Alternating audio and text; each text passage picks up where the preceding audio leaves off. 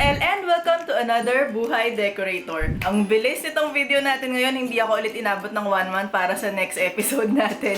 Dahil marami akong i-share ngayon. Uy, huwag na kayo maingay.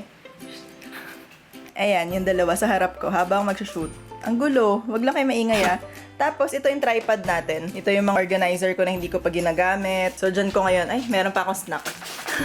So, dyan ko ngayon pinapatong yung camera. Bago natin start tong kwentuhan natin, please do subscribe to my channel for more home makeovers, design tips, design advice, and you may also follow me on Instagram. So anyway, ano ba pinagkakabisihan ko this past few weeks? Actually, dito sa bahay namin is, sinabi ko nga sa inyo, plano na namin i-makeover yung buo. Nag-start nga kami dito sa bedroom, tapos yung 4th floor, 3rd floor, pababa hanggang doon sa 1st floor. Syempre, bago tayo mag-makeover, ano yung kailangan natin gawin? Of course, kailangan muna natin mag-organize and magligpit ng mga gamit na hindi na natin kailangan. Kasi, alam mo yun, kung magpapaayos kayo ng bahay, syempre mas maganda na parang fresh start siya. Kaya, ito yung pinagagawa namin.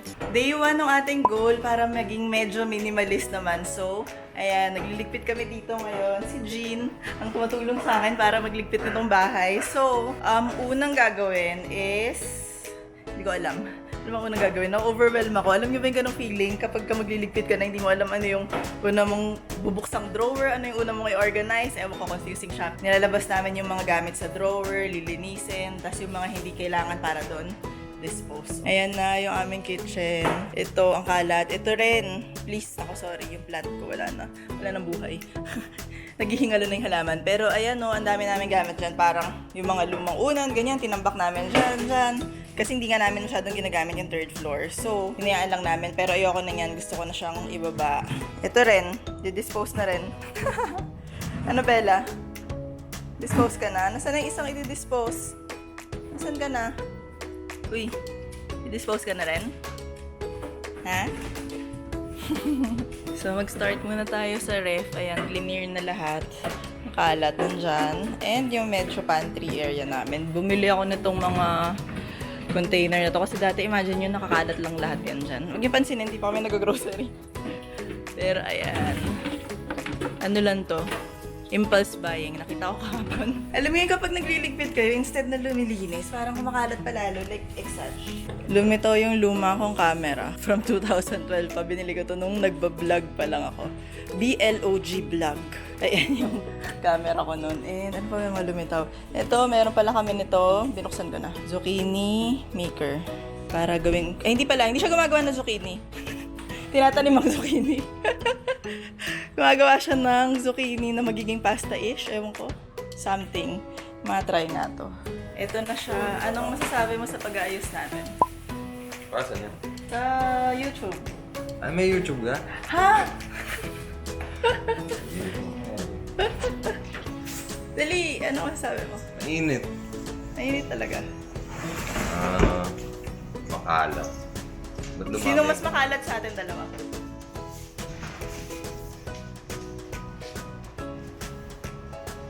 Ako.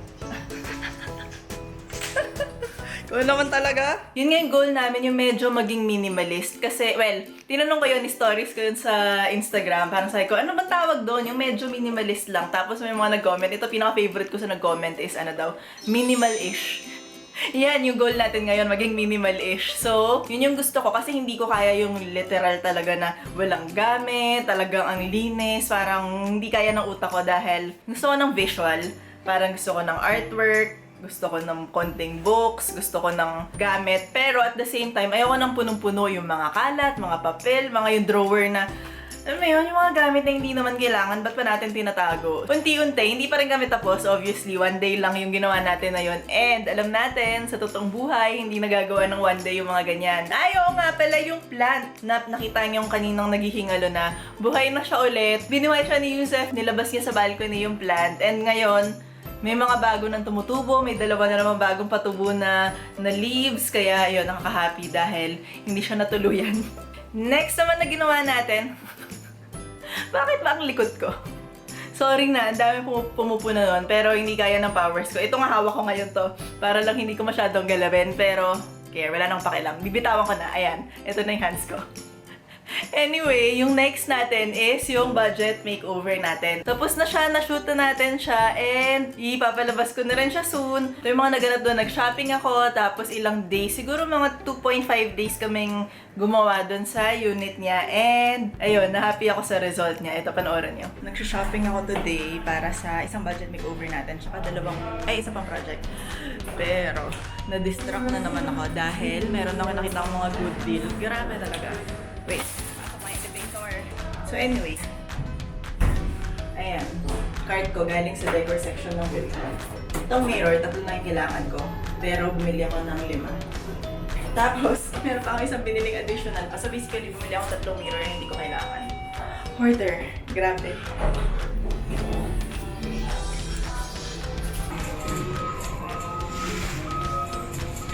First day na nung ating budget makeover. Ayan sila kuya. On the way na siya doon. And ito lahat ng mga initial na mga pinamili ko. Mga pentura, ito may ilaw, mga artwork, may ganyan, curtain.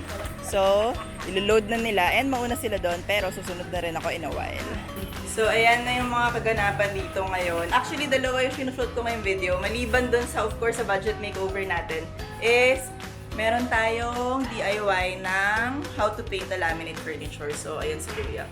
Ni-paint namin tong malaking brown na furniture na yan. So, lalabas ko rin. Kasi ang dami nagtatanong paano ba daw mag-paint nun. So, ayan, tinanong ko yung ating pintor. And gagawin natin para sa mga laminate na furniture natin. Kasama tong shelf na to, tsaka yung cabinet na.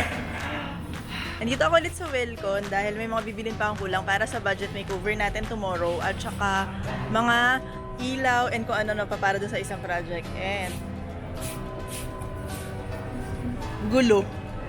Kasamahan daw ako tapos nawawala lagi. Kung ano nung tinitignan, hindi naman kailangan. Tignan mo nga. Feeling ko playground. Ano yan? Ano yan?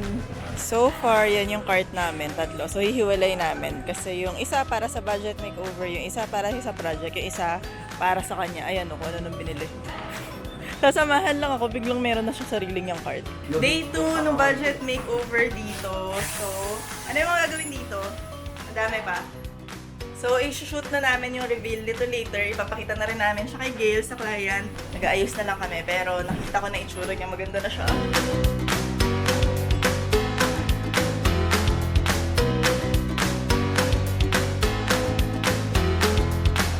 Tapos na tayo sa reveal. Hi, Gail. Kamusta?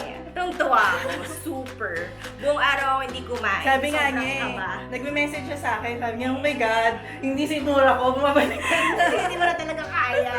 Tapos lahat nagme-message sa akin, ano, wag kang tumingin sa IG stories ha. Hindi ako nag-stories dahil ayokong mag-spoil sa kanya. So, Oo nga eh. abangan niyo tong video na to Yeah. dahil vlog to. Ito I'm yung vlog. so happy, guys. Abangan nyo. Favorite ko yung mga budget makeover na ganyan kasi very realistic naman yung budget niya.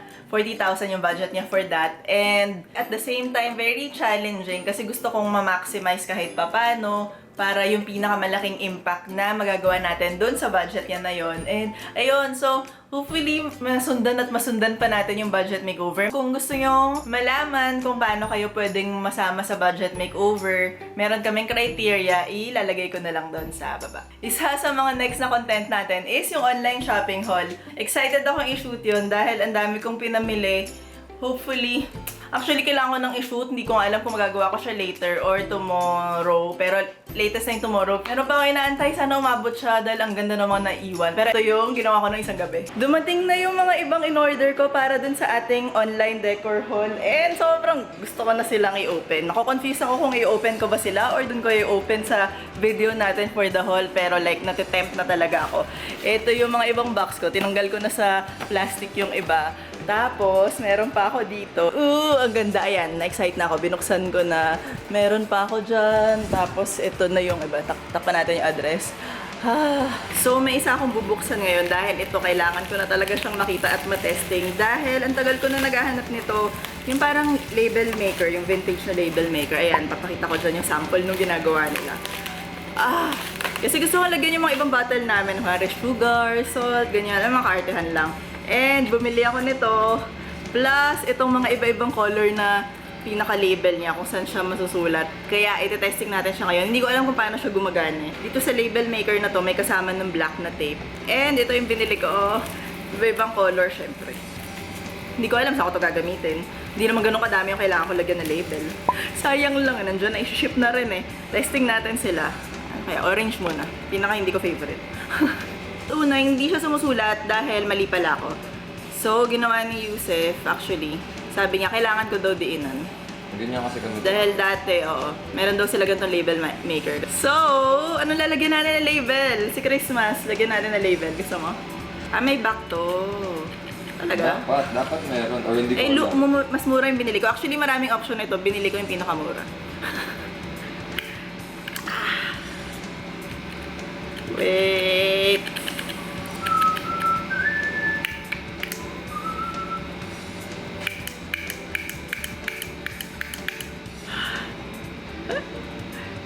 Ayan na una kong tinype. Ayun lang. So, next time, pakita ko na lang sa inyo kung ano yung mga paglalagyan ko ng label dito sa bahay. Sobrang cute ng label maker na yun. Pero hindi ko pa siya na-utilize. Wala pa ako nalalagyan ng label dahil ayokong ma-obsess sa kanya. Ayusin ko siya kapag inayos na namin yung kitchen, yung ganyan, yung pag-organize namin. Feeling ko, ewan ko ano ba, lalagyan ko ba ng label lahat ng bagay dito? Lamp, ganon, paper. Ito nilagyan ko nga ng label, oh. Ito yung isang camera ko. Binili ko tong Osmo na pocket para sa pang everyday lang, yung mga pang vlog-vlog lang na ganyan. Ayan, yan yung unang pinagamitan ko. So yun, basically yung next na tatlong video natin, yung una is yung haul nga. Tapos next is yung how to paint your laminate furniture. Tapos yung next is yung budget makeover. So, abangan nyo yung mga tatlong susunod nating video. And of course, marami pang susunod doon, lalo na dito sa bahay dahil yung makeover nga namin to. Kaya yun, super thankful ako dahil ang dami kong pwedeng i-share sa inyo. Sunod-sunod yung mga pwede natin gawin para dito sa channel. Thank you sa inyo dahil pinapanood nyo ako. Hindi ko naman magagawa lahat to kung hindi nyo pinapanood, diba? Sa mga hindi pa nakasubscribe, please do subscribe to my channel for more home makeovers, design tips, design advice, and you may also follow me on Instagram. Until next time, bye! Bakit?